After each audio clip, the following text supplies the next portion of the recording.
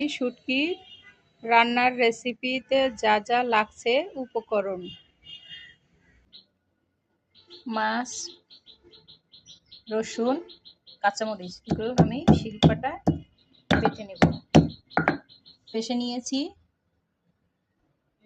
কাঁঠালের বিচি কুচি করে নিয়েছি, লবণ, হলুদ, চিলি ফ্লেক্স 1.5 চামচ, 2 চামচ মরিচের গুঁড়ি, 4টা পেঁয়াজ।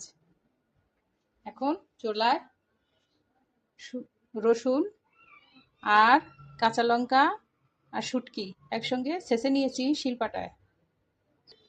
এখন তেল দিব 2 চামচ, পেঁয়াজ বাদে বাকি মশলা একসঙ্গে দিয়ে দেব। সামান্য একটু পানি দিব মশলাটা কষানোর জন্য। ঝাল বোধহয় কম হয়েছে মনে হচ্ছে, আর 1 চামচ শুকনো মরিচের গুঁড়ি দিয়ে দিচ্ছি। এখন মশলাটাকে ভালোভাবে কষিয়ে এটার ভিতর এখন কাঁঠালের বিচি কুচি দিয়ে দিচ্ছি। কাঁঠালের বিচি দিয়ে কষিয়ে নিব।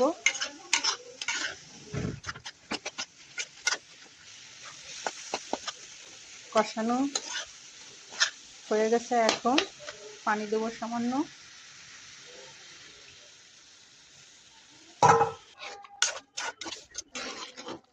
এখন পেঁয়াজগুলো দিয়ে দেব।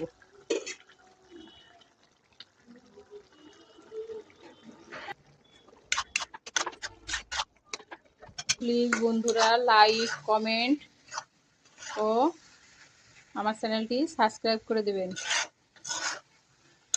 যাতে করে আমার ভিডিওগুলো আপনাদের কাছে সহজেই পৌঁছে যায়। তৈরি হয়ে গেল আমার কাঁঠালের বিচি শুটকির তরকারি। কাঁঠালের বিচি